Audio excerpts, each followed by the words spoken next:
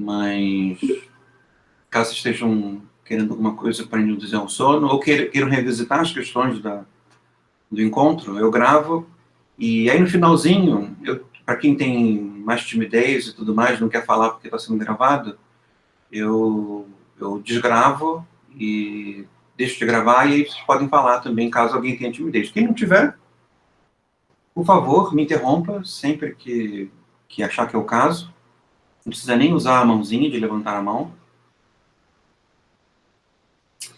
E participe o máximo que vocês puderem, porque é meio tedioso, né, falar para o computador.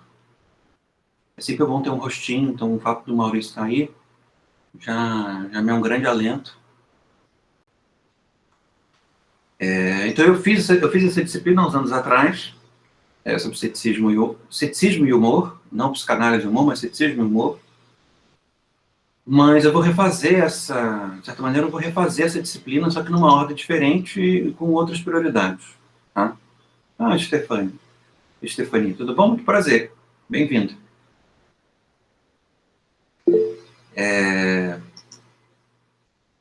Então, se vocês quiserem ouvir antes, é legal. Tem algumas aulas sobre Freud, e vocês podem ver um outro enfoque, então tá ali para vocês ouvirem. Então, vou comentar um pouco sobre como surgiu esse meu interesse. Na verdade, o meu interesse deriva de dois momentos históricos diferentes e complementares, que é o século XVIII na Inglaterra, tá? Na Escócia, Irlanda e Inglaterra, que é um século e uma localidade em que o humor se desenvolveu fortemente. Talvez o máximo expoente do humor nesse período seja um livro que todos vocês conhecem, que são As Viagens de Gulliver, escrito por um autor chamado Jonathan Swift, que é um irlandês desse período, do século XVIII. E a obra do Sigmund Freud, esse criador da psicanálise, que escreveu no século XIX, para o século XX, mais para o século XX, que já é uma obra com a psicanálise constituída, e é depois da interpretação dos sonhos, que chama-se, está na nossa bibliografia, O Xiste e a sua relação com o inconsciente. Tem algumas traduções dessa obra para o português. A mais interessante, a melhor, né, é publicada pela Companhia das Letras, que eu acho que eu tenho o PDF dela, então eu posso mandar para vocês, caso vocês não encontrem por conta própria. E se eu não tiver, com certeza eu tenho da tradução que não é tão boa, que é da Imago. É uma tradução mais antiga, é uma tradução, em alguns momentos, indireta, a partir do inglês. Então essa tradução da Companhia das Letras é bem melhor.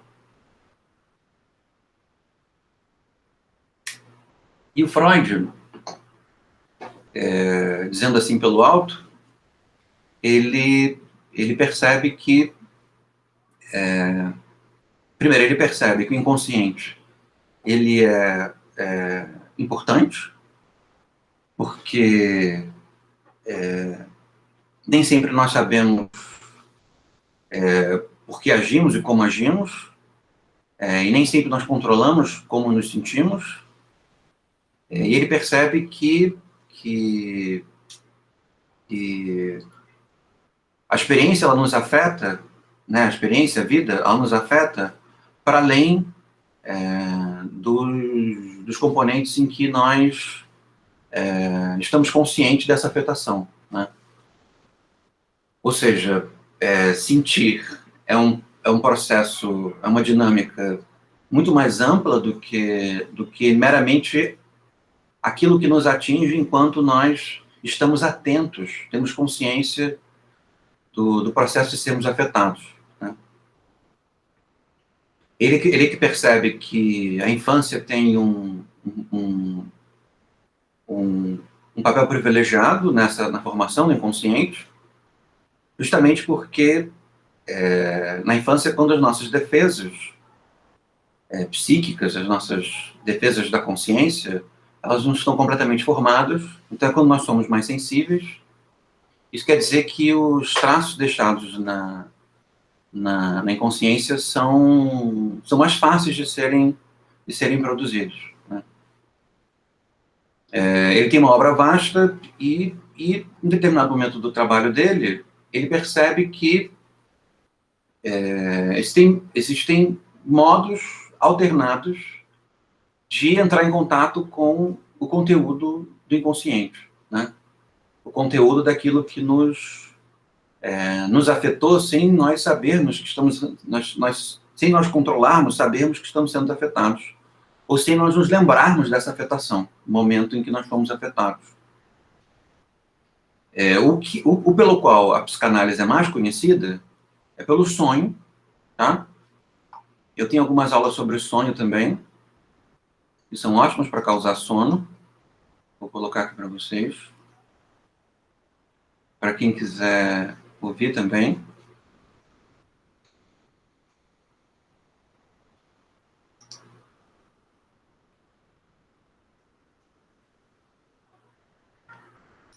Eu tenho umas aulas sobre os últimos capítulos da interpretação dos sonhos. Para quem tiver interesse, eu vou colocar aqui no chat. Ele percebe que o sonho, ele dentre outras coisas, ele manifesta conteúdo inconsciente, se não de maneira, e por vezes sim, explícita, né?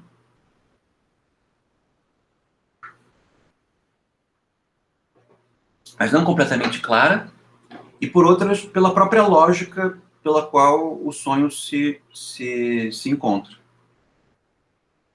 Na interpretação dos sonhos, o Freud começa a perceber que, dentre as dinâmicas que impedem que nós conheçamos com mais detalhe o inconsciente,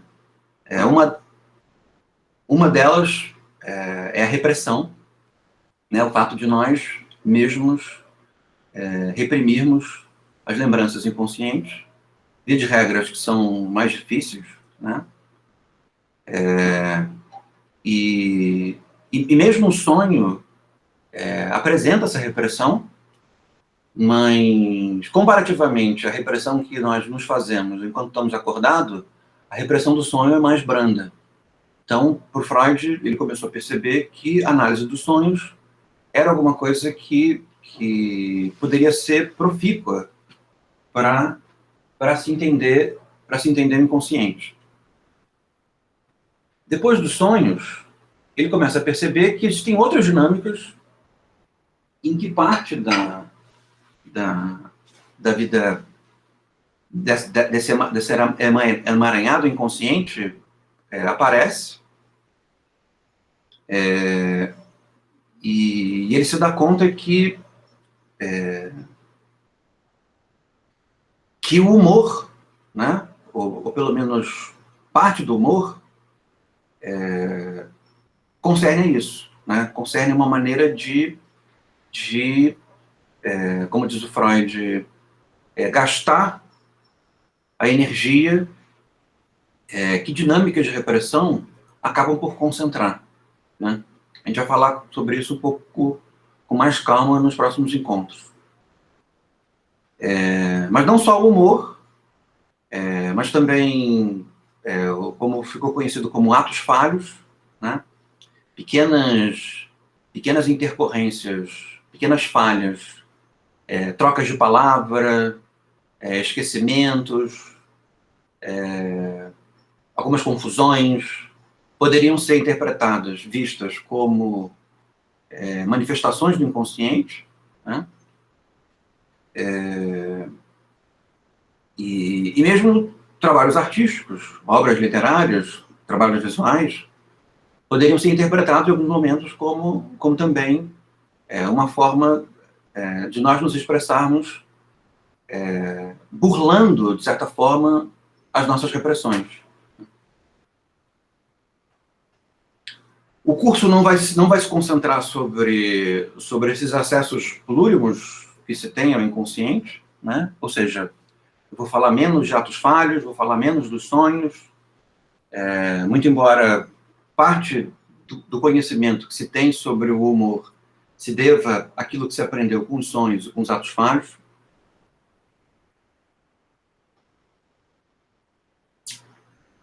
Eu vou me deter menos na interpretação dos sonhos e menos nesse livro que é anterior ao livro sobre o humor, que é a psicopatologia da vida cotidiana, né? Eu vou me prender mais no xiste e a sua relação com o inconsciente, e algumas outras obras textos menores, em que o Freud retrabalha a questão do humor, mas o meu interesse vai ser justamente esse, perceber o que está em jogo no humor, o que nós mostramos quando fazemos humor, o que está em questão quando nós falamos pequenas ironias, pequenos xistes, para nos livrar dessa tensão acumulada, né? E, ao mesmo tempo, eu quero falar um pouco sobre os tipos de humor,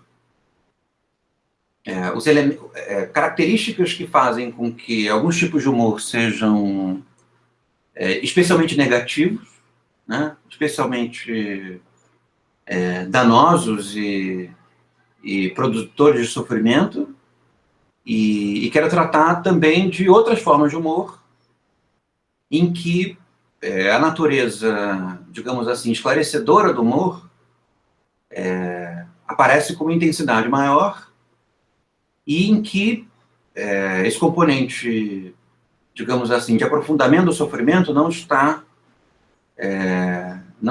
em primeiro plano, né? Então, eu disse aqui no nosso programa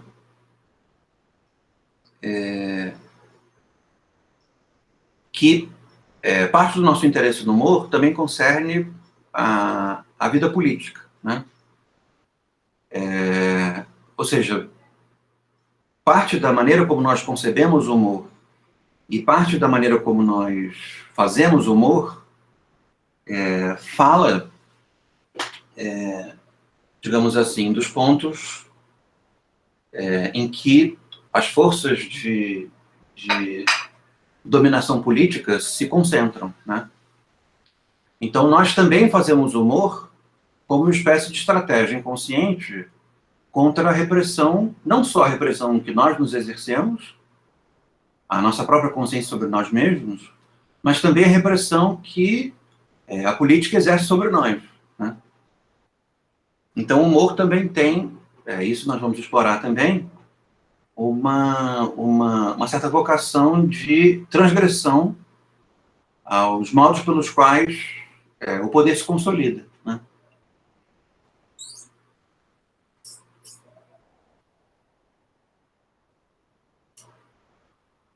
Isso não quer dizer que todo humor que questiona a política concerna essa natureza transgressiva. Também existe um humor que contribui para a concentração de poder e aprofundamento da crueldade política, mas eu quero tratar dele também, mas nesse caso aqui, especificamente, de apresentação da disciplina, eu quero notar justamente isso, de que o humor também é um modo pelo qual nós nos rebelamos, transgredimos as dinâmicas e as regulações que, em alguma medida, nos oprimem, né? Algumas vezes nos oprimem com razão e outras vezes nos oprimem sem razão. E o humor é uma maneira de nos rebelarmos contra ela, de maneira íntima e também de maneira pública.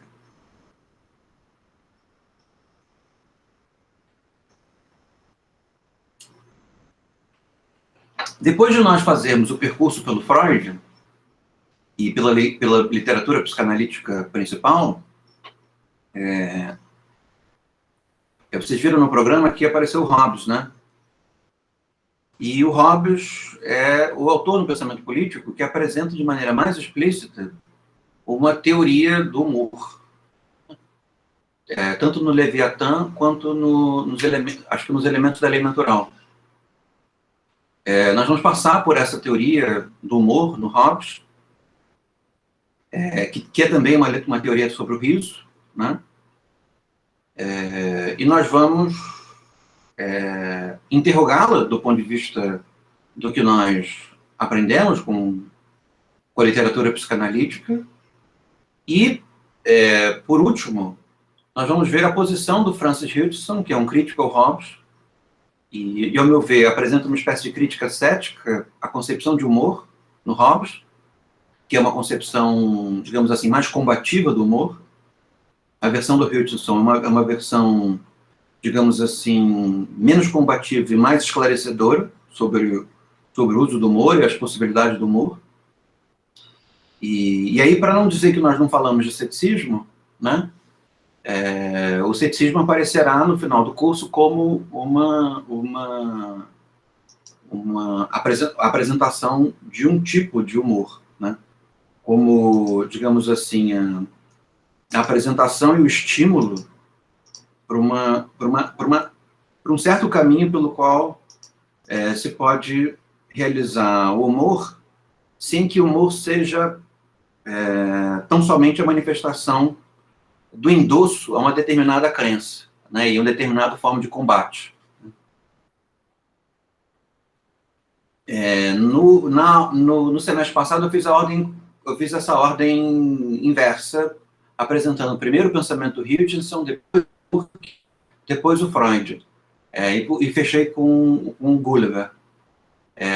Dessa vez eu vou fazer o caminho inverso, eu vou começar com Freud, com a literatura psicanalítica, e depois eu vou apresentar o ponto Hobbes-Hutcheson, o conflito Hobbes-Hutcheson, e, por último, o ceticismo como uma alternativa digamos assim, ao conflito político declarado a partir do humor, né? A utilização como uma alternativa ao uso do humor como uma maneira de atacar e machucar o adversário, né? O humor como uma forma de nós nos conhecermos, esclarecermos e, ao mesmo tempo, tornarmos a vida comum menos sofrível, né? Menos combatível e menos sofrível.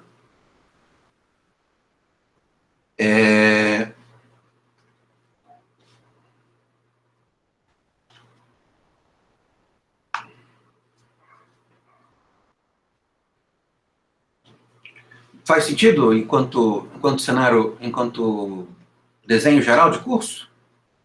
Espero que sim. Na nossa primeira aula, eu vou fazer uma apresentação da psicanálise, em linhas gerais, para que vocês não sejam jogados diretamente no livro do Xiste e não fiquem assustados, né? O primeiro livro que eu vou recorrer para a aula que vem, a aula de segunda-feira, é esse livro do Manoni, acho que é Octavio Manoni, primeiro nome dele, mas eu não me lembro. E eu vou tentar encontrar dele uma cópia PDF, vocês podem me ajudar também. O livro não está na bibliografia, eu vou escrever para vocês. É Freud e a Psicanálise. Vou escrever aqui.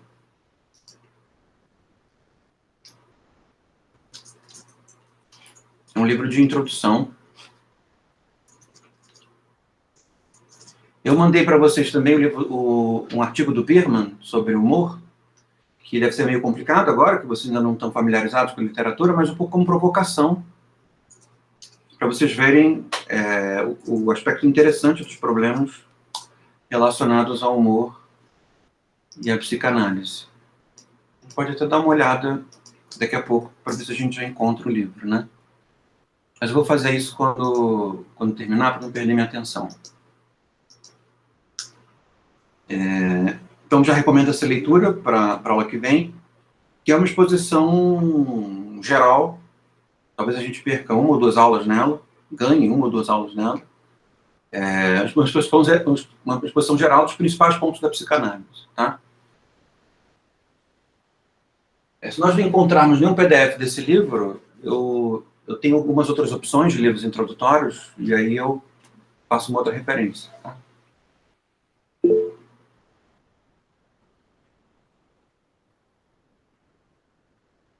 Alguém fez o barulhinho? Ah, Juliana. Júlia, pode falar, Júlia, ou Brandon. Foi eu. Eu tenho uma pergunta acerca da psicanálise.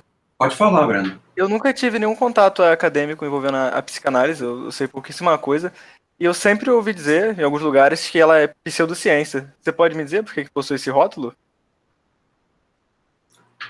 Posso falar. Tem conflitos imensos, né, em torno do Estatuto da Psicanálise, né? E essas aulas iniciais, as primeiras, vão ser um pouco para sanar o fato de que vocês nunca entraram em contato com ela, e nós vamos utilizá-la para estudarmos o humor, né, utilizá-la como ferramenta. Mas o problema da psicanálise como estatuto de ciência se deve principalmente no que diz respeito ao debate com relação às ciências naturais, né? E nas ciências naturais, o estatuto de cientificidade ele está principalmente ligado ao jogo de refutação aos enunciados que são produzidos a partir da observação de uma determinada experiência, né? Então, você observa uma ameba, produz enunciados sobre o comportamento dessa ameba, e conforme o tempo vai passando, outros cientistas vão observando o mesmo comportamento e discordando dos anteriores, de tal forma que a ciência vai se desenvolvendo a partir dessa dinâmica de descrição e refutação, né? Se eu falar alguma coisa aqui que pareça estranho, você me interrompa e peça para esclarecer, tá, Brando? Ok. Tá? Então, o estatuto de cientificidade do qual a psicanálise tenta se aproximar com mais facilidade é justamente esse estatuto ligado às ciências da natureza, que é um estatuto também diferente do estatuto de cientificidade das ciências chamadas duras, como a física e a matemática, em que o estatuto de cientificidade está ligado a uma espécie de pretensão de universalidade dos enunciados, né?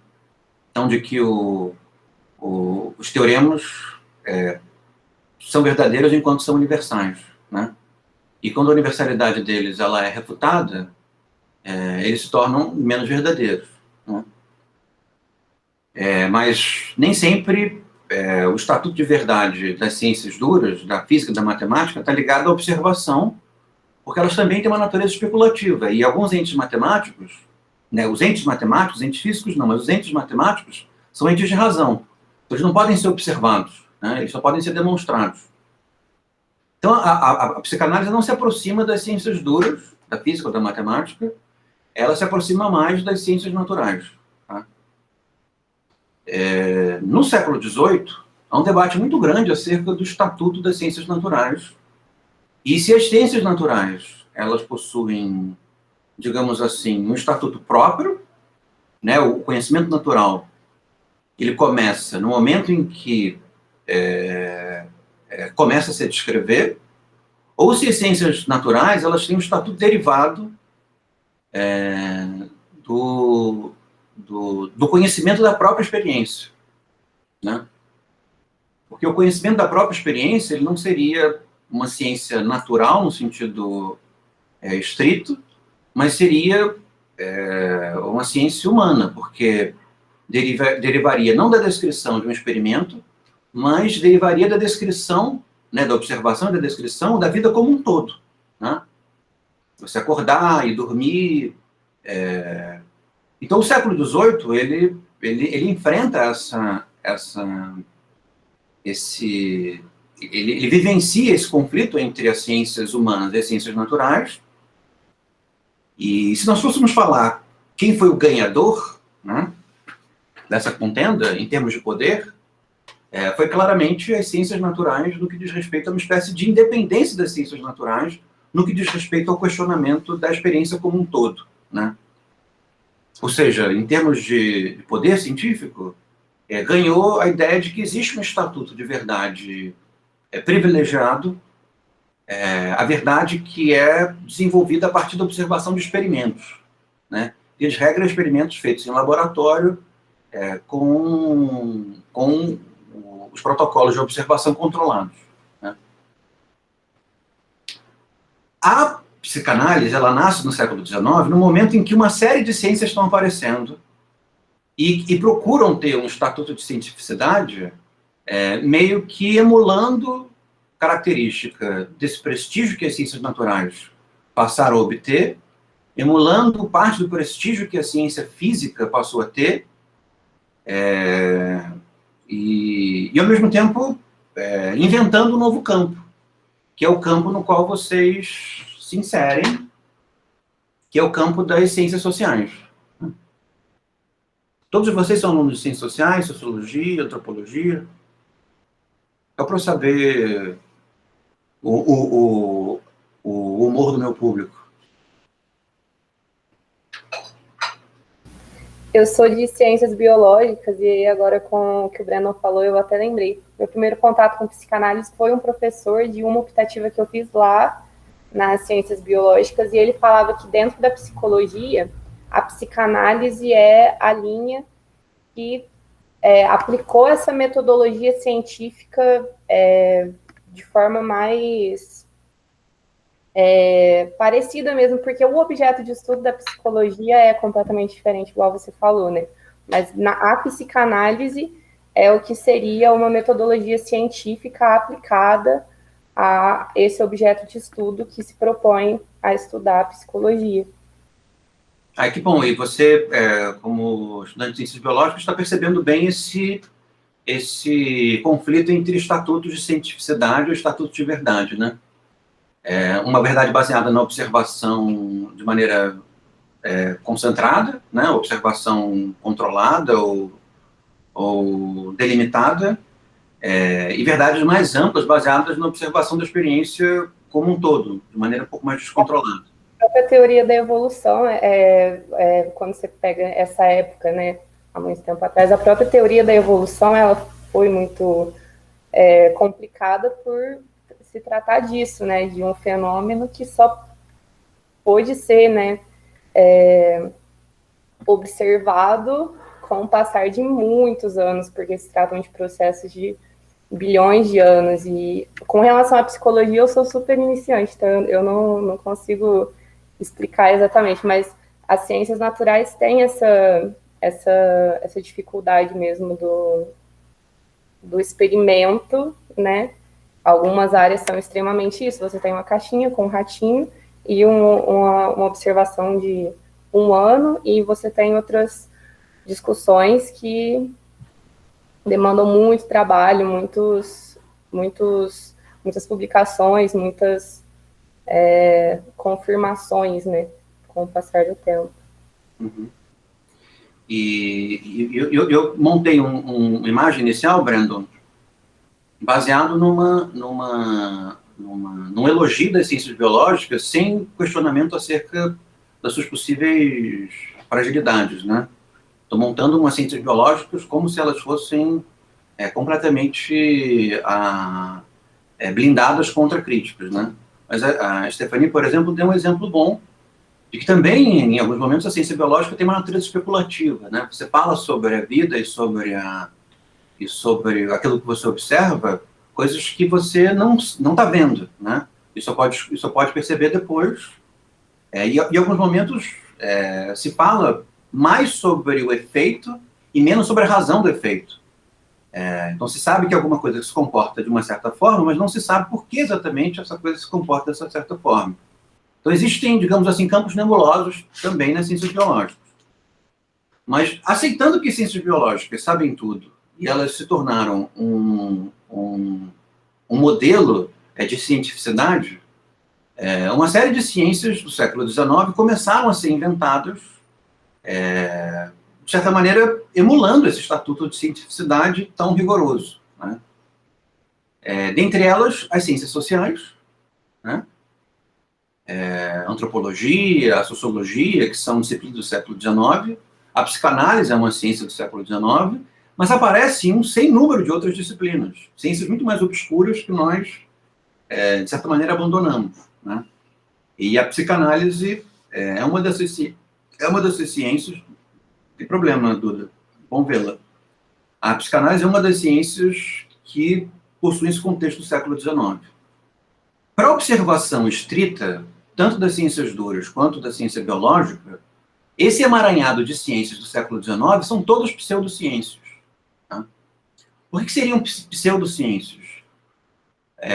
Porque o estatuto da observação, do que está sendo conhecido, é um estatuto precário. Percebe?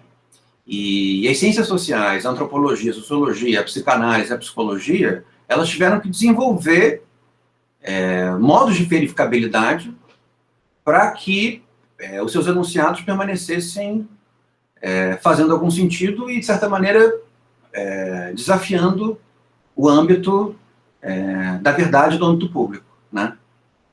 Então, é como se pudesse dizer que a causalidade natural é uma causalidade que não se questiona, é uma causalidade que se mostra evidente, mas a causalidade nas ciências sociais, na antropologia, na sociologia, na psicologia, na psicanálise, é uma causalidade precária, né? Nós não sabemos se vai se dar ou não vai se dar. E sempre quando nós observamos, essa observação é precária. Ela acontece ou não acontece, né? Então, por exemplo, é um fato de ciência natural. Se eu tomo arsênico, eu morro, né? Mas não é um fato de ciência natural que se eu assisto aulas de cultura asiática, faço karatê, e meus vizinhos são japoneses, que eu vou ter algum tipo de admiração ou um tipo de identificação com uma cultura estrangeira, percebe? Os elementos que me afetam não necessariamente vão produzir a causa que nós... as causas que nos afetam não necessariamente vão produzir os efeitos que nós esperamos, né? E essa relação de causalidade precária, que a maioria das ciências do homem e das ciências sociais tem, se observadas a partir do critério das ciências naturais, são tomadas como pseudociências, né? Ou seja, ciências que não conseguem estabelecer uma causalidade vigorosa, uma causalidade evidente ou necessária, né?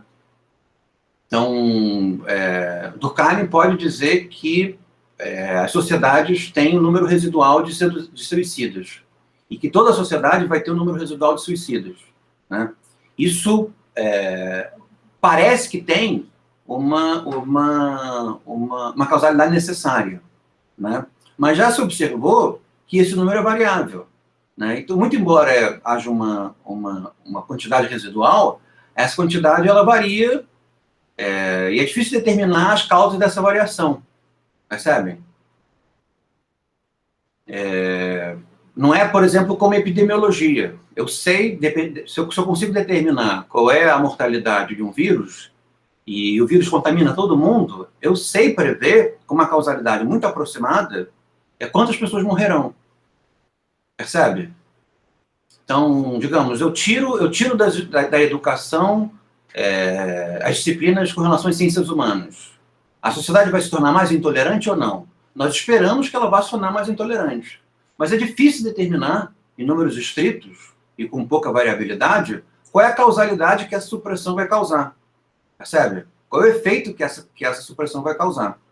Então, esse nível de precariedade na predição dos efeitos a partir das causas faz com que as ciências sociais e as ciências psicológicas, numa perspectiva biológica, sem que nós desafiemos os âmbitos nebulosos das ciências biológicas, sejam passíveis de acusação de pseudociências. Mas no século XVIII, as ciências sociais e as ciências humanas também dirigiram suas críticas às ciências biológicas, né? Dizendo que nem mesmo no âmbito das ciências biológicas, as ciências biológicas controlam a causalidade com esse grau de controle, né? Com esse grau de evidência. né, de que, do ponto de vista empírico, o comportamento causal ele pode ser mais esperado, ele pode ser mais previsível, mas isso não quer dizer que ele seja necessário, né? Que nós não somos capazes de prever a alteração das condições das causas. E se as condições das causas se alteram, evidentemente que os efeitos vão ser alterados. Então, essa é uma primeira resposta à sua pergunta de por que a psicanálise é acusada de pseudociência. E a resposta seria que as ciências do século XIX, sociais especulativas, via de regra, são acusadas de pseudociência em função do fato de que o estatuto de previsibilidade dos seus enunciados é mais precário. Tá? Isso é uma pequena resposta. Um começo de resposta. A segunda resposta seria o fato de que a psicanálise ela é cercada de uma aura de mistério. Tá? E ela experimenta uma popularidade no final do século XIX, no início do século XX, que atrapalha um pouco a sua... Ao mesmo tempo que ajuda, porque tornou a psicanálise quase que uma presença dentro da cultura popular, né? Existem filmes sobre psicanálise, romances psicanalíticos, camisas com o rosto do Freud, bonequinhos do Freud, máscaras contra a Covid com desenho do Freud. Existe todo um aparato de cultura popular em torno da psicanálise que faz com que a psicanálise seja cercada por uma aura de mistério. E pelo fato de que a psicanálise ela se desenvolve em torno do tema da sexualidade, isso atraiu para ela uma atenção muito grande e, ao mesmo tempo, desenvolve uma popularidade muito grande. Né? A vida das pessoas envolvidas no estabelecimento da psicanálise também é fato de exploração fantasista.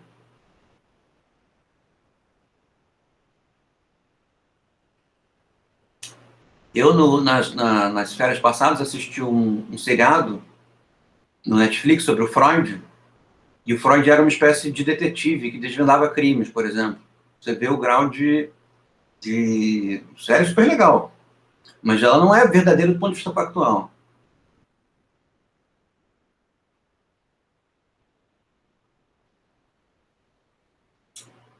Então, a psicanálise ela foi cercada por um furor cultural e por uma popularidade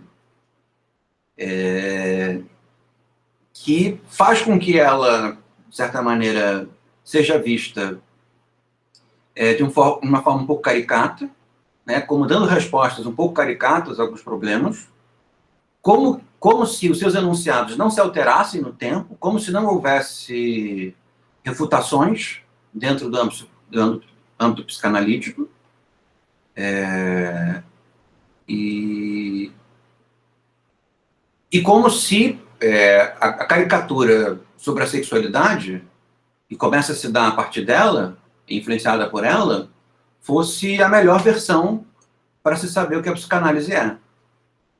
Então, uma segunda razão pela qual a psicanálise é acusada de pseudociência, eu poderia dizer que é o efeito de popularidade que ela teve sobre o século XIX e o século XX. De tal maneira que tudo aquilo que sofre um efeito de popularidade muito grande acaba sofrendo também um efeito de vulgarização muito grande. Né? Ela é muito vulgarizada, ela é muito simplificada, fala-se muito sobre ela e começa a se desenvolver sobre ela uma espécie de forte caricatura. Né? Então, seria, digamos assim, se existe uma pecha de pseudociência, especialmente no que diz respeito à psicanálise, eu diria que ela se deve também ao fato de que a psicanálise atrai um grau de atenção muito grande, de tal maneira a que ela fica um pouco confundida com um certo charlatanismo. Né? Digamos que a psicanálise ela sofre o efeito do charlatanismo que outras ciências do século XIX, que também são acusadas de pseudociências, não sofreram. Né? Porque a antropologia, a sociologia, a ciência política, a psicologia se tornaram disciplinas estritamente universitárias, e em sendo disciplinas estritamente universitárias, elas afastaram digamos assim, não que elas tenham sido bem-sucedidas completamente, né? Tá cheio de charlatão, tudo quanto é canto. Mas é como se elas se blindassem com um grau de eficiência maior ao charlatanismo, né? Você nunca assistiu uma série de televisão onde o Durkheim se envolve com mulheres estonteantes, usa drogas e desvenda crimes, né? Não que Durkheim não usasse drogas. Não sei qual era o grau de sedução que o Durkheim exercia sobre o público feminino do século XIX, mas eu sei que ele nunca desvendou nenhum crime, né? Então, a glamorização da psicanálise e a transformação da psicanálise num objeto de consumo, no que diz respeito à sociedade burguesa do século XIX, do século XX, isso ajuda a que a psicanálise sofra certa caricaturização, que faz com que a peste de pseudociência caia sobre ela com muita facilidade. Tá? Não sei se eu encontraria uma terceira razão pela qual a psicanálise é acusada de pseudociência. Eu encontro uma terceira razão, que digamos assim, dividida com essas disciplinas do século XIX, mas que na psicanálise essa característica ainda é mais forte, que é a extrema identificação com o fundador. Né? Enquanto a antropologia ela tem alguns pais, enquanto a sociologia tem alguns pais, a fenomenologia tem alguns pais, o Freud exerce sobre a psicanálise um poder fundacional um pouco autoritário. Né? E a psicanálise, eu acho que principalmente por causa da popularização e por causa da fetichização em torno do nome do Freud, ela ficou especialmente ligada à trajetória do seu cientista fundacional. Então, a dependência e a identificação da psicanálise com um autor fundacional, com Freud, esse grau de identificação que a psicanálise tem com Freud, ajudou também a que essa caricatura ela funcionasse e a peste de pseudociência pudesse colar nela com mais facilidade. Não sei se serviu de resposta para você, Breno. Serviu sim, foi bem completo. Muito obrigado. Então tá. E aí vocês podem me perguntar o estatuto da cientificidade da psicanálise para mim, né?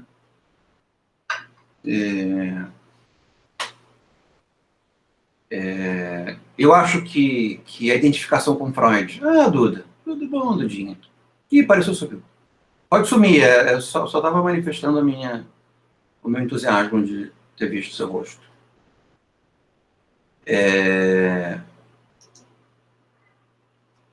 Então, para mim, né, eu acho que a identificação que a psicanálise tem com o Freud, ela precisa ser abrandada, né?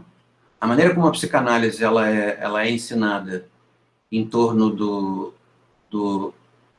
uma espécie de admiração ao pai fundador, isso tem efeitos negativos, né? Isso faz, por exemplo, com que só o Freud seja lido e uma série de autores que fazem parte da fundação da psicanálise e que são tão importantes quanto ele sejam desprezados, como Reiki, como Reich, como Sandor Ferenczi. Ninguém nunca ouviu falar deles, né? Mas Freud todo mundo ouviu falar. Né? Até mesmo Jung, que forma uma maneira de pensar própria sobre esses fenômenos do inconsciente. Então, eu acho que isso tem que ser visto com alguma desconfiança. Né? Então, acho que a psicanálise ela se torna com mais rigorosa, com mais se tem ceticismo acerca da influência do Freud sobre o seu campo, né? O campo que ele inventa, aquilo que ele descobre. Então, eu acho que a proximidade entre a psicanálise e o ceticismo filosófico faz muito bem para a psicanálise, porque ajuda a psicanálise a se livrar desses elementos que acabam sendo protetores e fustigadores do dogmatismo. Né?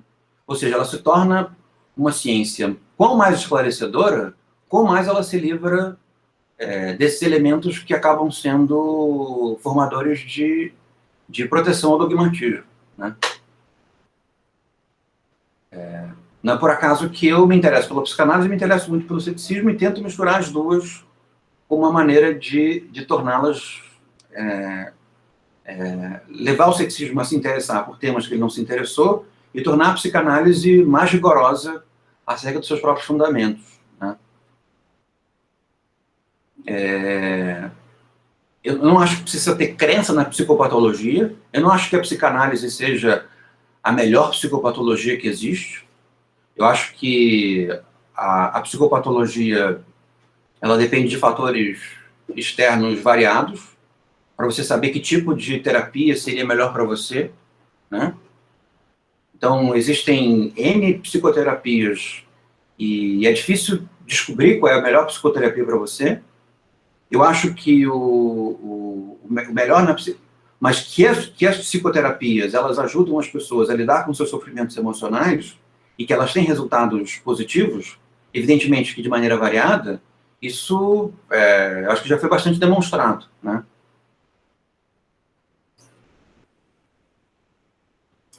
Tanto que é muito comum, os próprios médicos, são todos poderosos, recomendarem a psicoterapia para os seus pacientes, né? E estão se recuperando de dinâmicas emocionalmente desgastantes, né? Eu não acho que as psicoterapias elas substituam o poder dos medicamentos no tratamento das pessoas, né? Mas as psicoterapias, elas ajudam a conter uma espécie de grande ânimo e grande epidemia de medicalização da humanidade, né? Existem uma série de fenômenos e de sintomas que podem ser tratados de maneira psicoterapêutica e que não precisam de medicação, né? Não quer dizer que sejam todos, mas existe, na nossa contemporaneidade, né, uma espécie de vulgarização do uso dos medicamentos, né? As crianças são medicadas de maneira pesada, as depressões são medicadas de maneira pesada logo no início. Se você chegar no médico e relatar sofrimento, ele vai te empurrar um monte de remédio. E esses remédios, por mais que possam te ajudar de uma série de maneiras, eles também podem te prejudicar de muitas formas.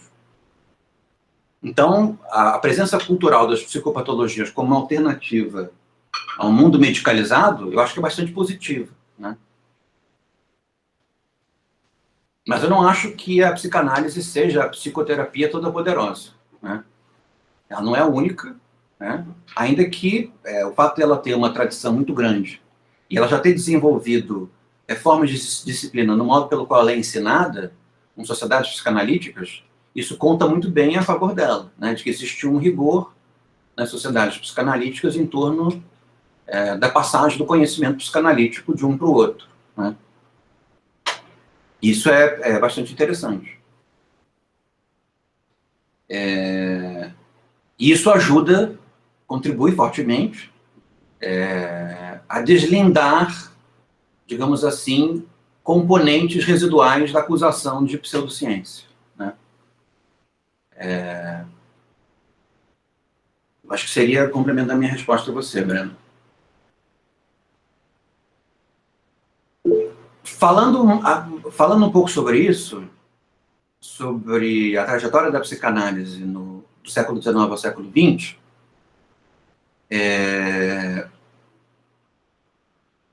e já começando o nosso curso, né, e fazendo a relação dela com as ciências sociais, tá, eu posso dizer que as ciências sociais, principalmente a ciência política, ela, no século XX, ela também se esforçou para se afastar da psicanálise, tá? E isso não quer dizer que não haja esforços bastante fortes de desenvolver a psicanálise dentro das ciências sociais, mas, principalmente no âmbito da ciência política, houve um esforço sistemático de afastar a pesquisa psicanalítica do saber sobre a política, né? Isso tem uma série de razões, mas eu acho que a primeira razão se deve a uma popularidade excessiva que a psicanálise tem nos Estados Unidos, na segunda metade do século XX, né? É quando a psicanálise se torna uma ciência vulgar, né? Todo mundo faz psicanálise, todo mundo fala de psicanálise, todo mundo sabe o que é psicanálise, ou pelo menos pensa que sabe o que é psicanálise.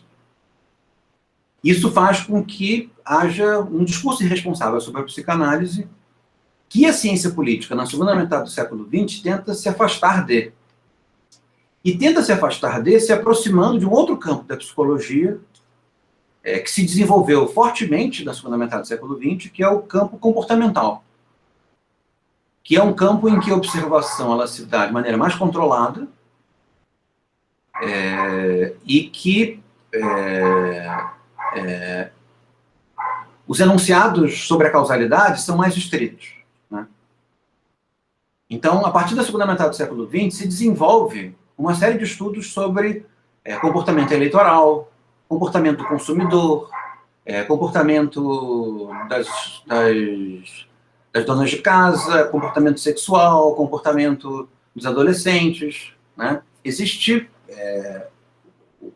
um crescimento substancial de estudos que começam a lidar com as pessoas a partir de alguma coisa que, do ponto de vista reflexivo, não é tão complicado, e, ao mesmo tempo, permite um ganho preditivo muito grande, que é as dinâmicas de reação, de reflexo, né?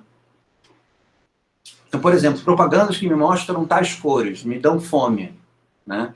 Isso passa a ter um interesse muito grande no que diz respeito ao controle das populações. Saber o comportamento que as pessoas têm sobre determinados tipos de prática nas eleições, né? É alguma coisa que se tem um interesse muito grande. O comportamento do consumidor, como eu já falei, o comportamento das pessoas que estão trabalhando, como lidar com o trabalhador de tal maneira que ele produza mais, questione menos, né? O século XX, a segunda metade do século XX, é copiosa no desenvolvimento de estratégias, de certa maneira, de controle acerca de como induzir reações e como controlar as reações dentro de espaços temporais curtos, né? Então, como a ciência política ela acaba se tornando uma ciência explicitamente manipuladora, né? Ela passa a ter uma cumplicidade muito grande com as formas de psicologia do comportamento, e que, nas suas formas mais irresponsáveis, oferecem soluções imediatistas, né? E, ao mesmo tempo, oferecem formas, digamos assim, bastante efetivas de antecipar as ações, né? De antecipar os comportamentos, por isso esse nome, comportamento. E isso faz com que, no âmbito político, as reflexões que são um pouco mais amplas da psicanálise tenham se tornado menos interessantes, né? Aonde que a psicanálise permanece viva dentro da ciência social do século XX? Ela permanece viva principalmente na França, dentro dos cientistas sociais que se aproximam do Lacan, que acaba se tornando uma grande estrela do pensamento francês da segunda metade do século XX.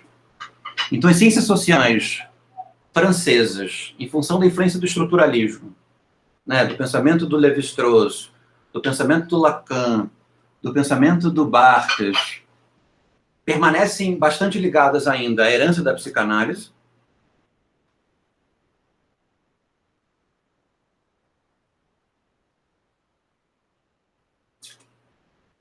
E no âmbito dos cientistas, dos pesquisadores, que foram obrigados a emigrar da Alemanha para os Estados Unidos, esse vínculo permanece vivo principalmente na obra dos frankfurtianos, né, dos pensadores da escola de Frankfurt, na obra do Adorno, na obra do Horkheimer, na obra do Walter Benjamin,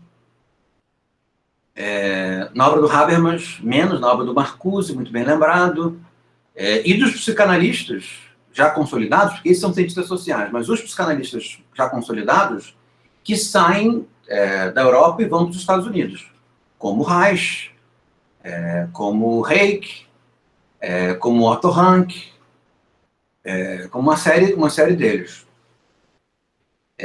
Mas, digamos assim, os estudos mais vultuosos, aos quais se deu mais importante, são aqueles que estão ligados ao estruturalismo francês e que estão ligados à escola de Frankfurt, né? E aparece na segunda metade do século XX essa conjunção estranha, que depois se torna muito popular, que é entre o marxismo e o freudismo, né? Que é uma palavra horrorosa, que é o freudo-marxismo, que são tentativas que se encontram na leitura do Marcuse, como o Iago bem lembrou, de interpretação da sociedade a partir de uma ótica que seja ao mesmo tempo freudiana e marxista ao mesmo tempo, né? Marx interpretando o fetichismo da mercadoria e o Freud interpretando o fetichismo da sexualidade, dando uma teoria completa sobre a vida social, tanto no âmbito econômico quanto no âmbito psicossexual. Tá?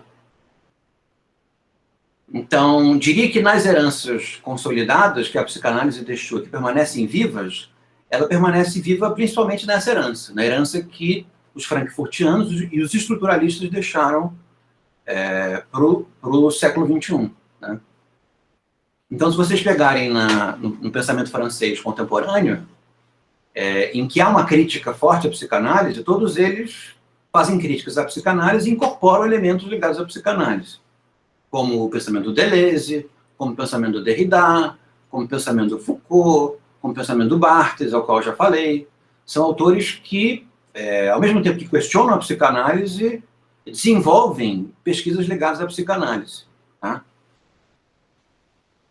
A herança desses autores é sentida em vários âmbitos novos de pesquisa dentro das ciências sociais, como, por exemplo, os estudos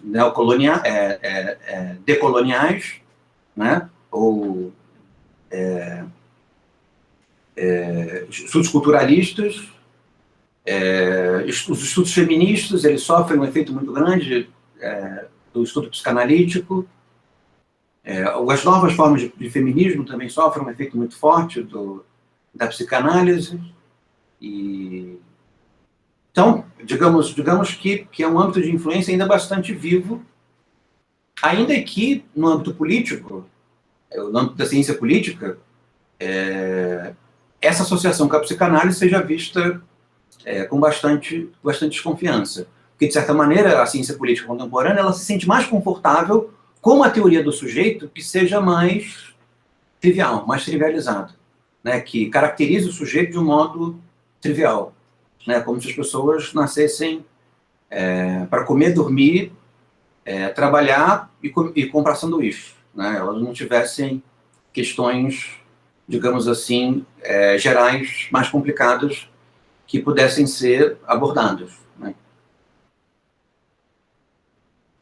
Então, acho que até aqui nós temos um desenho da influência inicial da psicanálise, da influência dela no pensamento contemporâneo, onde ela permanece vívida, mas nós não falamos ainda, e talvez seja interessante falar, sobre os efeitos iniciais da psicanálise na cultura, né? Porque a psicanálise, ela influencia o campo do conhecimento que ela instaura, né, evidentemente, ela influencia as ciências sociais, influencia os estudos literários também, né, a literatura, tanto para se fazer literatura quanto para se estudar literatura, a psicanálise se torna uma ferramenta conceitual importante, mas a psicanálise também influencia a cultura de maneira ampla, né. Acho que a primeira grande influência que a psicanálise exerce sobre a cultura é aquela sentida numa escola artística chamada surrealismo, né? O surrealismo que se torna uma escola muito ampla e que abarca artistas que são mais ou menos identificados com ela, mas o surrealismo se torna talvez o primeiro grande divulgador da psicanálise e desenvolvedor da psicanálise em âmbito cultural, no âmbito da cultura no seu sentido mais amplo. Então, surrealistas como André Breton, por exemplo,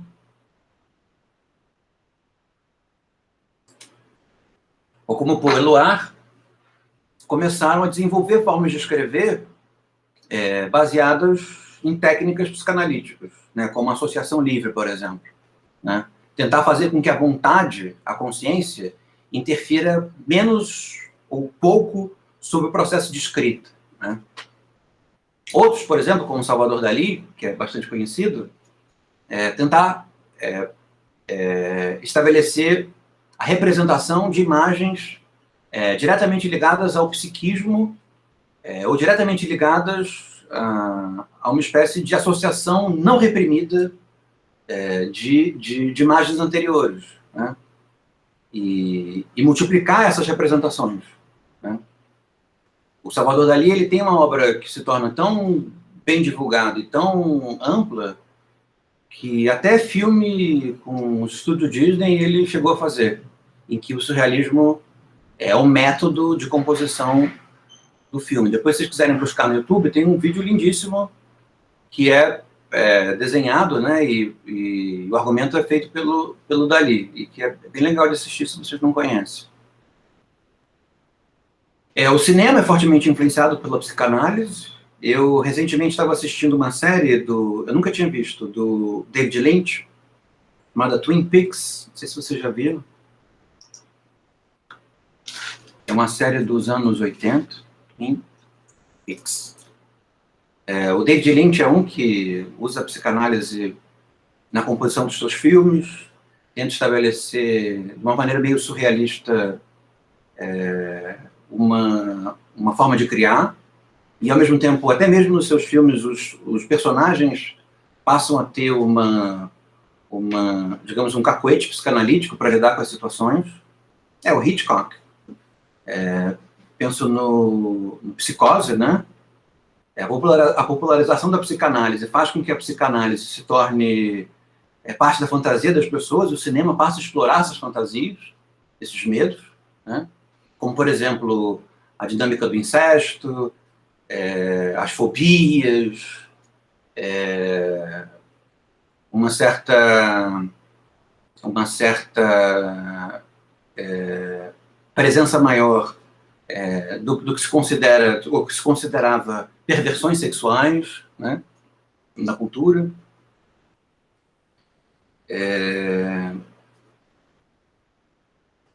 E talvez o mais famoso de todos, né, entre os autores que sofrem influência da psicanálise, todo mundo viu, é o próprio Woody Allen, que monta as suas narrativas, pelo menos as iniciais, agora menos, em torno de debates com o seu próprio analista, com a sua própria neurose. O próprio vocabulário da neurose passa a fazer parte da cultura, né? Até chegar no Rio de Janeiro contemporâneo, em que neurose e histeria se tornam gírias, né? Para ver o modo pelo qual a psicanálise se populariza, né?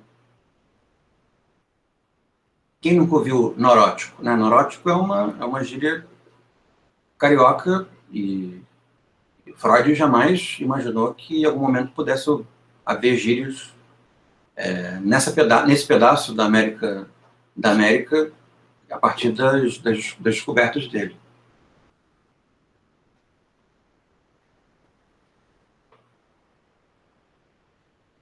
Fez sentido essa imagem que eu fiz para vocês? Vocês acham que ajuda essa localização geral da psicanálise? Querem me perguntar alguma coisa, um pouco como o Brandon fez, a partir das próprias imagens particulares que vocês têm da psicanálise? Karina levantou a mão. Pode falar, Karina.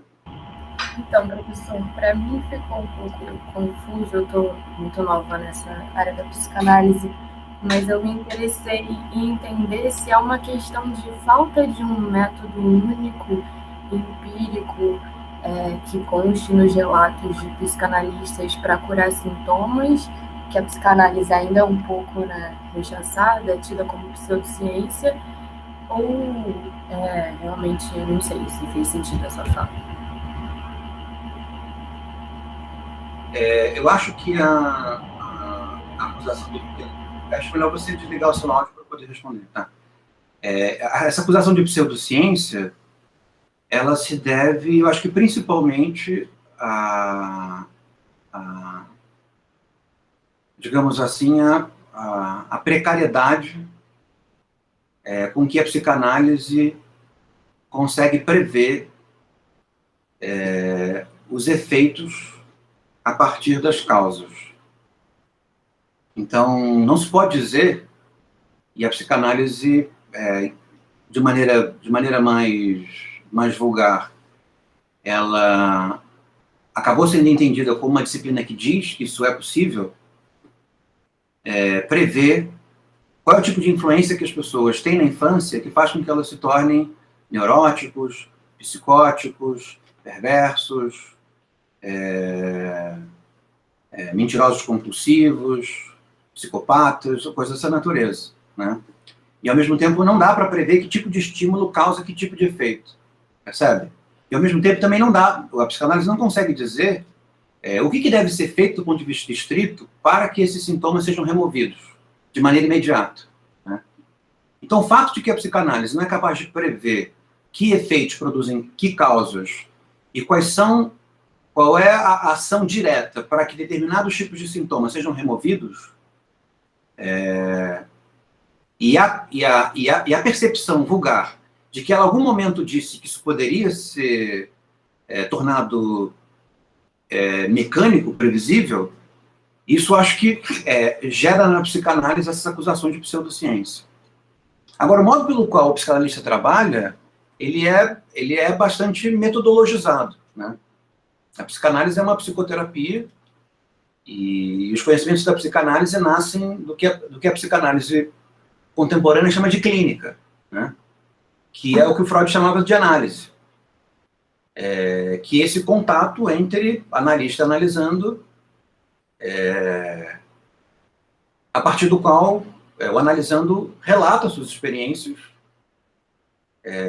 e o analista as interpreta. Não interpreta de maneira direta, selvagem, mas, de certa maneira, conduz o analisando para que ele entre em contato com os conteúdos emocionais reprimidos com relação aos quais ele não se dá conta. Falando assim de maneira bem ampla e resumida, né? Então, esse é o âmbito de ação, de trabalho do psicanalista. O psicanalista analisa. Mas a psicanálise, enquanto forma de conhecimento, ela analisa outros fenômenos que, além dos fenômenos estritamente clínicos, né? Ela também analisa fenômenos sociais, fenômenos coletivos, né? E o próprio Freud, quando elabora a psicanálise, ele já prevê essa aplicação ampla da psicanálise, de tal maneira que a psicanálise interpreta obras de arte, ela interpreta obras literárias, e, ao mesmo tempo, ela é uma ciência social.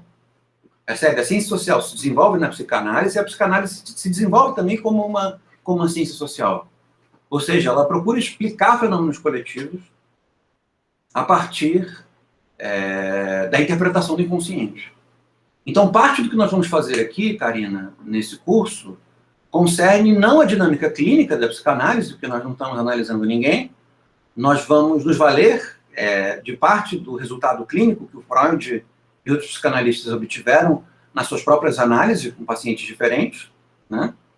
Mas o que nos interessa principalmente é analisar, entre aspas, um fenômeno coletivo que é o humor, né? O humor é alguma coisa que nós vivenciamos do ponto de vista individual, mas também é um fenômeno que nós vivemos do ponto de vista coletivo, né? Então, o objetivo da disciplina concerne a aplicar o método psicanalítico à vida social, que concerne a perceber aonde que a vida social desenvolve repressões, a ponto que precise do xiste, que é é uma maneira de fazer humor para se livrar delas, né? E com isso nós possamos interpretar esse fenômeno segundo um viés específico, né, que é o viés psicanalítico. Então, em termos de método, né, a psicanálise ela é metodologicamente bem circunscrita, né? Ela mais ou menos sempre analisa as mesmas coisas da mesma forma. Gabriela, tudo bom, Gabriela? Entendi. É porque eu entrei em contato com um texto de um psicanalista. Agora, nessa quarentena, eu fiquei interessada. Ele usa uma técnica nova chamada loganálise, e não só para interpretar paciente, né? Ele fala das memórias hiperestésicas que produzem sintomas e também sintomas de culpa. Aí, eu achei que era uma questão de um método que faltava, mas como não é. Mas foi isso. Obrigada pela explicação. Existem, dentro das psicopatologias, das psicoterapias, desculpa, existem N métodos diferentes. E muitos métodos influenciados pela psicanálise, mas que não são psicanálise, né? São outras coisas. Então, vários discípulos do Freud, quando romperam com Freud, desenvolveram métodos novos de psicoterapia, né? Então, por exemplo, tem a análise reikiana, análise reichiana, análise junguiana, e nem sempre o método é o mesmo método psicanalítico. Mas tem métodos próprios, né? A psicoterapia sempre tem um método que elas utilizam, né? Então, nesse sentido, a nossa questão de método vai ser, ao mesmo tempo que nós vamos estudando sobre o humor, nós vamos observar o método que o Freud utiliza para investigar o humor, mas o método que nós vamos utilizar é o método psicanalítico no sentido estrito, né? Ou seja, nós vamos perceber de que modo o humor é um reflexo de repressões sexuais. Esse é o ponto. Tá? De que maneira o humor pode ser lido como um reflexo de repressões sexuais. E o modo pelo qual a sociedade trabalha essas repressões dentro do coletivo. E o modo pelo qual a política, de certa maneira, acaba mediando essa dinâmica, tanto se aproveitando das repressões, quanto incentivando repressões, né, no sentido da dominação política, e o quanto que a política pode ser transgredida, esclarecida, quando nós entendemos o modo pelo qual o humor se estabelece, né? Então, o humor aqui vai funcionar no nosso curso de duas maneiras. Ele vai funcionar como um modo de investigação, tá? Ou seja, nós vamos olhar para o humor para entender a sociedade, mas o humor também vai funcionar como uma terapia, não uma terapia do riso, que seria meio ridículo, mas uma terapia humorista, sabendo que quando nós entendemos o humor, nós conseguimos lidar com as repressões da sociedade de maneira mais esclarecida. Até mesmo buscando formas de humor que tenham um efeito positivo sobre a vida social. Que efeito positivo é esse? De minorar as formas de repressão ou de minorar as formas pelas quais a política se aproveita das nossas repressões para o estabelecimento de dinâmicas ainda mais restritivas, ainda mais dominadoras, né? Então, esse é o caminho que nós vamos seguir. Tá? Eu que agradeço. Mais questões sobre o curso, assim, de maneira geral? Não? Então tá. Deixa eu ver se... Então eu vou comentar um pouco, então, sobre o humor de maneira geral, tá?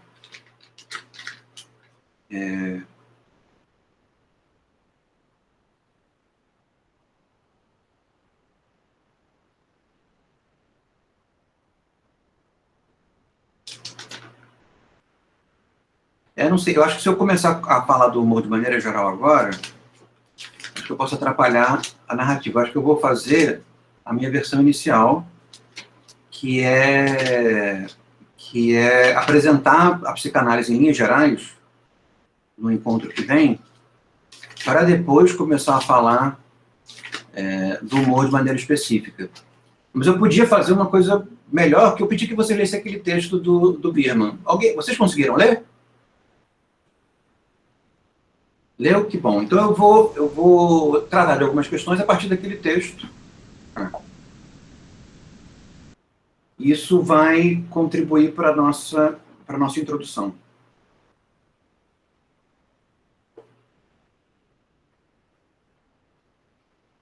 Ao invés de tratar do humor de maneira mais episódica. O texto do Bierman que vocês leram é esse aqui, O Rei está nu, contra poder e realização do desejo na piada e no humor. Ele está tratando, pelo menos no título, o humor, segundo uma perspectiva específica, que essa perspectiva, como eu poderia dizer, subversiva, talvez, né? O humor como uma maneira de desafiar e transgredir o poder constituído. Tá? Vocês entenderam assim também?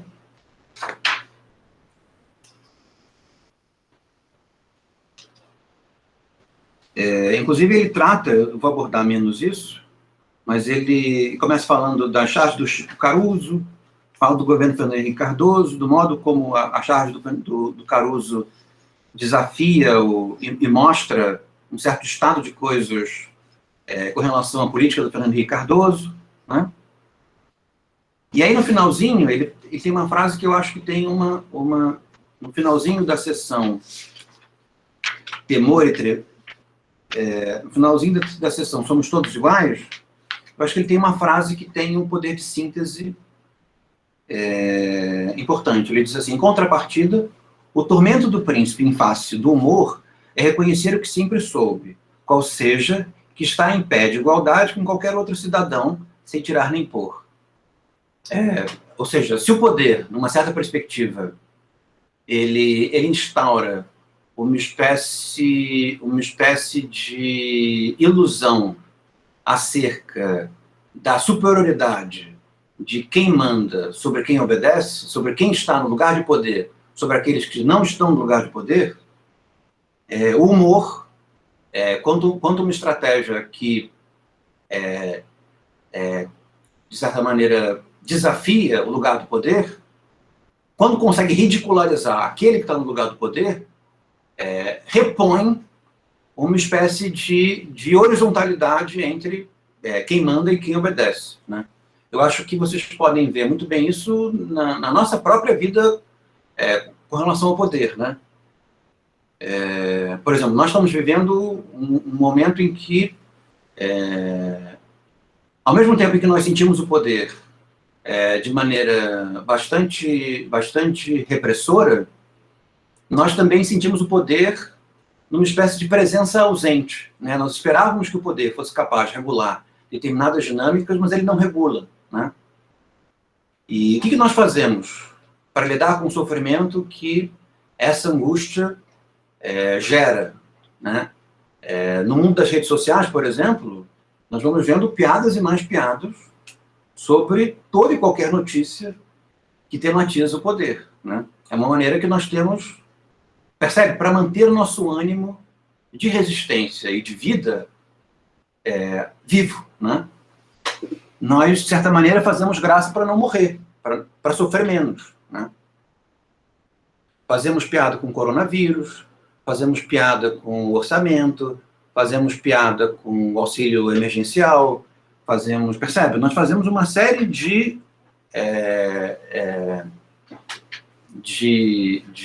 graças, né, que permitem que o nosso sentimento de subalternidade e de impotência possa ser abrandado, né? É como se o humor, ele, pelo menos num momento muito específico, no momento que nós rimos, achamos graça, ele repusesse a mesa e nós fôssemos nos colocássemos coletivamente em posição de igualdade com relação ao poder central. Isso não é eu acho que como nós vivemos uma crise bastante acentuada, o humor, como uma maneira de resistir, ele é bastante forte, mas isso não é uma característica só nossa, é uma característica de toda a lida com o poder, né? Principalmente nas sociedades com liberdade de imprensa, né? Mas também não é uma prerrogativa desse governo, né? Todo governo é ironizado, todo governo é feito graça, né?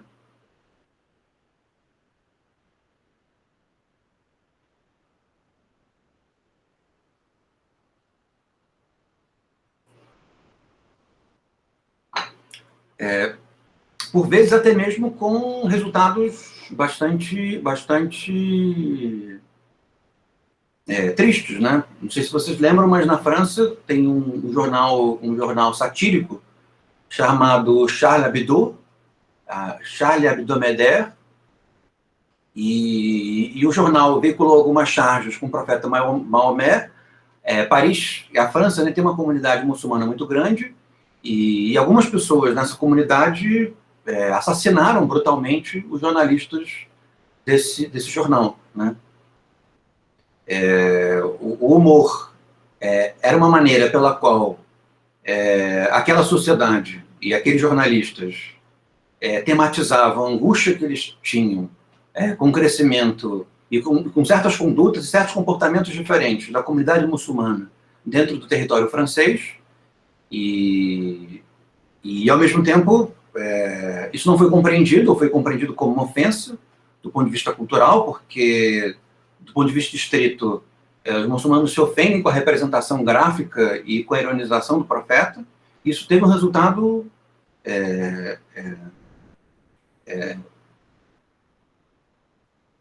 tristíssimo, né? Ainda tem isso, uma característica que o Iago lembrou, o momento em que o próprio poder, como uma estratégia de consolidação do poder, ironiza a população, né? Mas nesse caso é o exemplo oposto ao levantado pelo Joel Birman, no caso da charge do Caruso com relação ao Fernando Henrique Cardoso. Porque quando o governo ironiza, quando o governo faz humor, ele reinstaura a diferença, né? Ele não se iguala ao eleitorado, ele não se iguala à população, mas ele se põe na posição daquele que pode fazer graça, né? Como um pai poderoso na mesa que reprime os filhos de ironizá-lo, mas ele ironiza todo mundo, né? O humor também é uma estratégia de dominação, também pode ser uma estratégia de dominação. Se vocês repararem bem, é muito comum que os grupos vulneráveis sejam humilhados pelo humor a partir dos grupos dominantes, né? E essa humilhação assumindo lugar de destaque, né? Então, a humilhação com relação aos obesos, ou aos negros, aos homossexuais, às trans ou estranhos, percebe? Aos asiáticos, né? O humor, ele não é simplesmente uma estratégia de sublevação. Ele pode ser utilizado como um modo de sublevação, mas o humor é um fenômeno social pelo qual as comunidades e as pessoas lidam com suas repressões. E nem sempre as suas repressões são repressões defensáveis, né? Então, uma maneira pela qual alguém que tem ódio aos negros abranda esse ódio que sente é fazendo humor sobre negros, humor agressivo com relação a negros, né? Essa é uma prática social brasileira já bastante antiga, né? Então, ao mesmo tempo que os brasileiros, em certos momentos históricos, resistiram à dominação portuguesa, ironizando o português a partir da piada, o modo pelo qual os brasileiros exerceram dominação social sobre os mais vulneráveis foi fazendo piada com relação aos mais vulneráveis, né? As piadas, o humor mais comum é o humor de desnivelamento, como diz o Hobbes, nós vamos ver mais para frente, que é o humor em que se humilha aquele que é mais fraco, reafirmando a posição de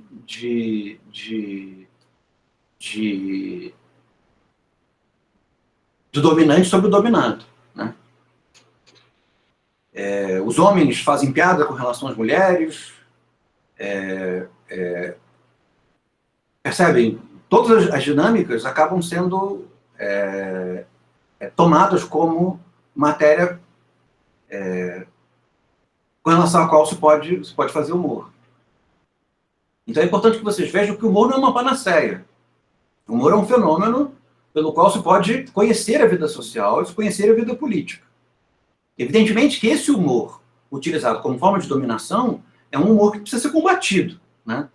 E ele precisa ser combatido, acho que uma das maneiras pelas quais ele pode ser combatido é pelo esclarecimento acerca dos mecanismos que ele esconde, né?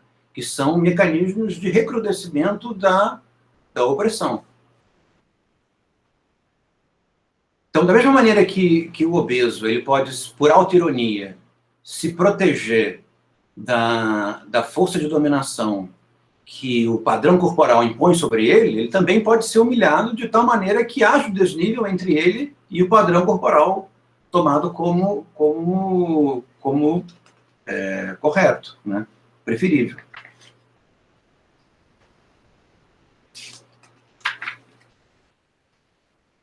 Faz sentido para vocês?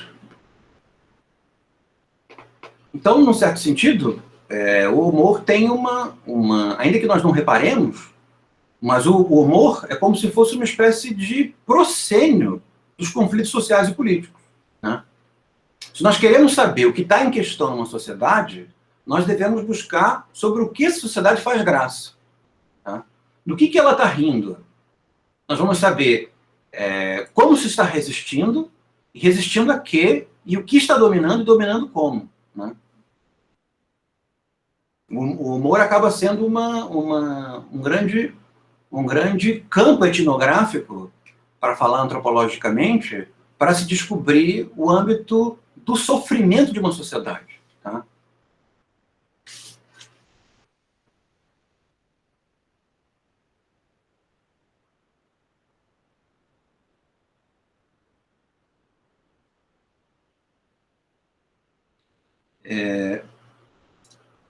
Ele diz aqui, e já numa espécie de antecipação do Freud, que nós vamos ler, mas como eu pedi que vocês lessem, eu já vou tocar nesse assunto como uma espécie de amuse-bouche para a aula que vem. Ele diz assim, nessa perspectiva, lá na página, não sei qual é a página de vocês, mas é no item desejo e inconsciente, o parágrafo 1º, 2º, 3º, 4º, 5º, em que ele fala do Bergson. Mas agora falando do Freud, ele diz assim, nessa perspectiva, a piada teria então uma configuração eminentemente triangular, que definiria sua estrutura, né? O que a piada, como uma forma de humor, precisa ter? É claro que a personagem para quem se conta a piada pode ser múltipla, englobando uma grande plateia. Porém, mesmo assim, a estrutura triangular se mantém sem qualquer alteração e transformação. Seria esta triangulação o que definiria a condição concreta de possibilidade para a locação da piada e para a explosão estridente da risada. Ou seja, quem conta, para quem conta e quem ele choca com a piada. Essa é a triangulação. É alguém contando para alguém que vai rir e alguém que é chocado por esse conteúdo, digamos assim, subterrâneo que a piada revolve, né? E esse poder de choque, né,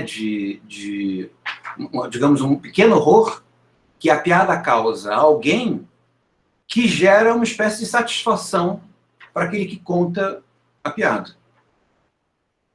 Então, é como se você está na mesa de jantar e você tem um primo que não é completamente adepto do governo. Então, ele ouve a sua piada com alguma disponibilidade. Mas o seu tio é completamente fechado com o governo. E aí você conta para o seu primo uma piada em que o governo é ironizado. sabendo que o seu tio está escutando e vai ficar horrorizado com aquilo que você vai dizer. Percebe? Essa possibilidade de dar o troco que faz com que a piada seja uma forma de ter prazer. Ou, como diz o Freud, de liberar uma energia que foi retesada com repressão. O que é repressão? Né? Sofrer alguma coisa e não poder falar nada sobre aquilo. Né? Então, se ironiza. Né? A ironia é um modo, o humor é um modo de trabalhar alguma coisa que foi vivida de maneira reprimida. Isso não quer dizer que tudo aquilo que nós tematizamos seja correto de ser transformado em piada, mas mesmo assim nós transformamos. Então, o racista que se sentiu humilhado porque um negro passou na frente, na fila dele, ele vai fazer a mesma coisa. Ele vai contar uma piada com outro branco na frente de alguém que ele considera que vai se ofender com aquela piada para poder dar o troco ao fato de que ele se sentiu humilhado. Percebe? A piada, ela é um modo de se livrar das repressões, mas nem sempre a repressão é alguma coisa correta. Né? Nós nos reprimimos também no que diz respeito aos nossos preconceitos. Percebem? É claro isso para vocês? Nós não usamos o humor apenas para nos sublevar contra alguma coisa que é errada. Nós também utilizamos o humor para nos sublevar aquilo que é correto. Né? Por exemplo, a angústia que o professor causa com relação aos alunos. Né? Isso é alguma coisa que os alunos fazem piada o tempo inteiro. E os professores, na maior parte das vezes, eles são ironizados, são, digamos assim, humilhados na presença, ou numa espécie de presença ausente, né, que eles podem ficar sabendo do conteúdo daquelas piadas pelos corredores, mas no fim, os professores não fizeram nada de errado. Né? Eles simplesmente aplicaram provas, coisas dessa natureza. Claro que, nisso eu estou falando um pouco de mim mesmo. Né? Mas é alguma coisa que eu fiz, é alguma coisa que se faz comigo e faz parte da dinâmica pela qual se lida com a autoridade. Então, nem sempre a piada que se faz com a autoridade ou com o outro que me fez sentir mal, é alguma coisa correta, né? Não sei se isso fica claro para vocês. Então, ele diz mais para frente. A primeira tese é que a experiência sexual implicaria um prazer preliminar e um prazer final. Isso seguindo aquele parágrafo que eu acabei de ler. Pulando só um pouquinho. O prazer preliminar promoveria o incremento das intensidades das pulsões sexuais, perverso-polimorfas, para se desdobrar finalmente no orgasmo. Portanto, numa comparação eminentemente metafórica, a piada estaria para o prazer preliminar da mesma forma que o riso estaria para o orgasmo, numa metáfora que implicaria, no entanto, a materialidade efetiva da pulsão. Esse período está completamente claro, né? Em seguida, ainda mesmo na mesma obra do Freud, ainda na mesma obra, Freud anuncia a tese de que o prazer preliminar se inscreve no registro da sexualidade perverso-polimorfa. A sexualidade perverso-polimorfa, para o Freud, é a sexualidade em que o prazer não está concentrado, o prazer sexual não está concentrado nas genitálias, né? na região genital. Né? O Freud diz, e há muita gente que discorda, inclusive psicanalistas que discordam disso, que o desenvolvimento psicossexual ele tende ao amadurecimento, e o amadurecimento psicossexual concerne a concentração ou a prioridade do prazer sexual nas regiões genitais. Né? E esse prazer sexual encontrado em outras regiões que não a genital, o Freud entende como um prazer perverso. Então, o prazer que se obtém na piada, no humor, tanto quando existe uma rebelião, uma transgressão, quando existe a reafirmação da dominação, seria uma espécie de prazer perverso, segundo essa maneira de entender. Tá? Porque é um prazer sexual que está numa dinâmica em que não deveria estar. Né? Porque o lugar privilegiado para isso estar é na relação sexual genital. Assim, a piada seria cadenciada pelo polimorfismo da sexualidade infantil. Outra maneira de o discurso freudiano anunciar a dimensão perversa da sexualidade e a parcialidade da pulsão como seu substrato efetivo. Portanto, o prazer preliminar produzido pela piada se inscreveria decididamente no campo da sexualidade perversa ou polimorfa, que delinearia a sua cena no registro do inconsciente. Finalmente, a leitura da piada, como realização de desejo, seria uma terceira tese, que se conjugaria com as duas teses anteriores. Com efeito, a realização do desejo se basearia nas trilhas estabelecidas pela sexualidade perversa polimorfa, que possibilitariam a erogeneidade do movimento desejante. Enfim, a realização do desejo se fundaria sempre na dita sexualidade infantil. Então, quem conta uma piada, quem faz uma graça, segundo Freud, realiza um desejo sexual por outra via. Esse é o ponto. E esse desejo sexual ele pode ser de natureza revelatória, pode ser de natureza sublevatória, pode ser de natureza transgressiva, contra o poder, ou de natureza a instaurar o poder e aprofundá-lo, né? Não precisa ser alguma coisa correta, né? Certa do ponto de vista moral. Mas, evidentemente, que o nosso percurso no curso se dá em privilegiar as estratégias humorísticas, as estratégias de graça, em que o objetivo moral é realizado, né? Em que há uma prevalência moral no uso dessa perversão. A Gabriela fez uma careta ótima. Você pode dividir com a turma as razões da sua careta, Gabriela. Não, só acho algumas coisas que Freud fala muito estranhas, aí eu fiquei pensando sobre. Então é ótimo que você traga essas coisas que você considera estranhas no Freud para a aula, porque isso vai tornar a aula muito mais divertida. Então traga suas indicações. Não, é só que estava falando dessa questão revelatória de sexual, uma coisa que a pessoa cria e aí faz uma piada. Não sei se eu concordo com isso, é meio estranho. Eu acho que seria um exagero dizer que toda a graça que você faz concerne a uma maneira de se livrar do poder ou instaurar o poder, né? Tem um certo excesso nisso.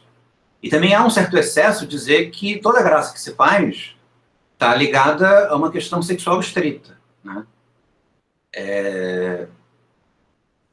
Então, sei lá, você acorda de manhã e faz uma gracinha sobre a margarina, né? Eu acho que tem um certo exagero nisso. Mas o ponto não é que, nesse momento, há, digamos assim, um exemplar importante. Mas o ponto é de que o âmbito central da graça concerne a repressão sexual. Esse é o ponto do Freud. Tá? Então, o ponto central concerne ou a dominação ou a tentativa de se livrar da dominação. Então, com o que nós fazemos graça? Com os homens que mandam na gente, com o patrão, com o professor, mas também com pessoas mais vulneráveis do que a gente não gosta. Pessoas mal educadas, pessoas mais sujas, pessoas que falam mais alto, pessoas que fazem coisas mal cheirosas perto da gente. Percebe? Então, esse é o ponto central da graça. E esse ponto, para o Freud, concerne a nós darmos uma espécie de troco. Uma vez que eu tive que me reprimir para não esganar, quem merecia ser esganado e quem não merecia, eu uso essa energia da repressão para fazer uma graça e aí poder, de certa maneira, dar o troco. Esse é o ponto. Mas no âmbito central. Isso não quer dizer que no âmbito lateral, qualquer gracinha que eu faça, seja isso que está em questão. Isso seria um exagero, né? Seria um exagero. Não, sim, eu estou pensando em algumas situações, assim, tentando trazer um pouco para a realidade, eu acho que eu concordo, sim. Não, é porque eu estava pensando numa generalização, aí eu falei, gente, nada a ver. Mas pensando, assim, em coisas específicas, eu acho que a gente poderia... Por exemplo, não sei se eu vou dar um exemplo muito bom, Mas no caso de uma pessoa que faz bullying com outra pessoa, sei lá, gorda, mas tem problemas com isso também, mas não admite, sempre vive, sei lá, de dieta em dieta, mas ela se incomoda, por exemplo, com aquela pessoa ser bem resolvida com aquilo, e faz piada sobre. Não sei se seria um bom exemplo, mas eu pensei Um excelente exemplo, um excelente exemplo. É tanto uma maneira, é tanto uma forma de manifestar, digamos assim, um alívio com relação ao sofrimento que se tem, como também uma maneira de conquistar a dominação social e política, num certo sentido, dentro de um setor em que ela se julga merecedora justamente porque sofre. Percebe? Porque sofre mais do que os outros. E todos vocês já leram Nietzsche e sabem que quem sofre quer poder. Né? Quem sofre por alguma coisa julga que esse poder deve ser revertido em poder. Né? De maneira devida ou indevida. Mas é um excelente exemplo.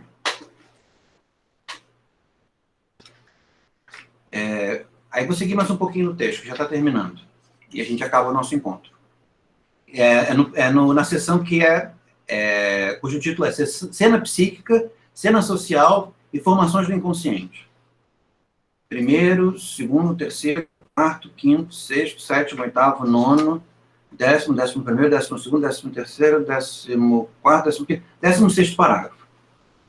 Nesse contexto, no sonho, o sujeito ocupa uma posição eminentemente solipsista, sem que o outro a quem se dirige na outra cena possa se fazer presente. Desta maneira, a cena psíquica não se desdobraria imediatamente de uma cena social com a qual se poderia conjugar. A piada, por outro lado, se aproximaria do ato falho e do lapso. No que concerne à conjunção da cena psíquica e da cena social. Mas tal conjunção se realizaria de maneira ainda mais radical. O lapso e o ato falho são mais precários, né? A piada é mais elaborada. O humor, como piada, ele é mais elaborado. E nem sempre quem usa o humor como uma maneira de lidar com as depressões faz uma piada. Pode ser simplesmente um dito espirituoso, uma pequena frase, uma pequena intervenção. Né? Eu, por exemplo, na minha própria vida, eu detesto contar piadas. Eu só conto piadas se eu tiver já muito fora de mim mesmo, ou muita vontade, percebendo que se eu falar qualquer coisa, as pessoas vão rir. E aí eu conto piadas. Mas na minha vida comum, eu prefiro muito mais, como uma maneira de ironizar, pequenas intervenções. Então, se eu estou numa reunião e eu estou sofrendo pelaquela reunião, porque eu acho que as pessoas estão fazendo coisas erradas e não estão indo para o caminho que eu gostaria que elas fossem, o que eu faço? Faço uma pequena intervenção que faz com que elas percebam como eu estou me sentindo, ainda que eu não tenha que dizê-lo. Percebe? Então, enquanto maneira de lidar com meus próprios sofrimentos, eu, por exemplo, não sei vocês, eu não gosto muito da piada. Acho a piada muito estrombólica, você tem que contar, tem que saber imitar português, saber imitar o papagaio, eu acho isso chato. Meu pai, por exemplo, não. Já que é uma aula sobre psicanálise, vamos falar do nosso pai, né? Meu pai, por exemplo, não. Meu pai gosta de contar piada. Ele gosta que o interlocutor fique ali com ele durante 15 minutos. E ele contando a história, fazendo imitação e tudo mais, costuma ser engraçado. Mas demanda um poder sobre o interlocutor muito grande que eu não gosto de exercer. Na piada, com efeito, o sujeito pretende realizar o seu desejo em voz alta, sem qualquer disfarce ou opacidade. Deprecia-se alguém, ridicularizando intencionalmente junto ao interlocutor. Com a gargalhada irônica, o gozo se disseminaria na cena social numa atmosfera coletiva de festa à custa da miséria de quem é ironizado. Sempre existe alguém que está sendo ironizado. Mesmo que esse alguém seja o poder. Esse alguém pode ser alguém vulnerável, mas também pode ser o poder. Enfim, a piada e o humor se inscreveriam, ou como bem lembrou Iago, o poder reafirmando a sua dominação a partir da graça. Enfim, a piada e o humor se inscreveriam efetivamente no registro da transgressão, o que as caracteriza enquanto formas de discursividade. O Iago perguntou aqui, Mas é toda a graça. Um tipo específico de graça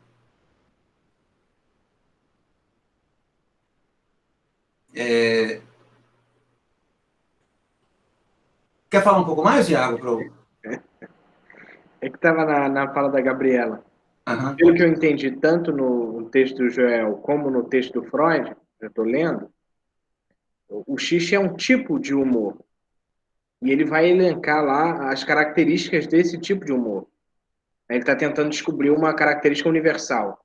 Até agora ele está, sei lá, tá na metade, mas ele está encontrando tipos. Aí ela estava falando da graça, né? Se a graça é essa resposta a uma repressão sexual, etc. É um tipo específico de graça, não toda graça. E tem gente que faz gracinha o dia inteiro, né? Não sei se ele está respondendo a uma repressão sexual. Mas, pelo que eu entendi no Freud e no Joel, é um tipo específico de graça. No caso do Joel, a charge, né? Do Caruso quanto ao Fernando Henrique. E no Freud, enfim, ele usa muitos exemplos.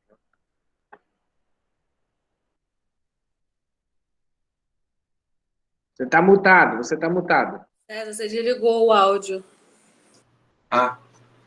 Desculpa. Você está certo, mas como nós estamos nos concentrando sobre um certo efeito social e político do humor, nós vamos cometer algumas generalizações, porque o xiste é isso que eu falei que eu gosto de fazer, né? O Freud tematiza principalmente o xiste, né?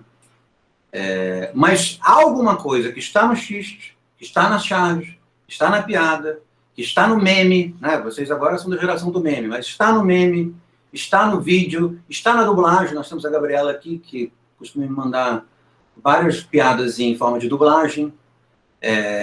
Percebe? Que está em todos esses elementos. Outro dia, o que a Gabriela me mandou, me marcou, era sobre o professor... o professor uma coisa, professor, não entendi nada. Aí o professor fala assim, eu também não entendi nada. Isso é uma maneira de fazer humor e, de certa maneira, é uma maneira de estabelecer horizontalidade entre o lugar do professor e o lugar do aluno, né? E é super engraçado. Porque o professor de filosofia, o professor de humanidades, ele está numa posição de igualdade com relação àquele que aprende, talvez maior do que aqueles que são circunstanciados pelas instituições com lugar de poder, tipo, sei lá, o cientista da Coronavac, né?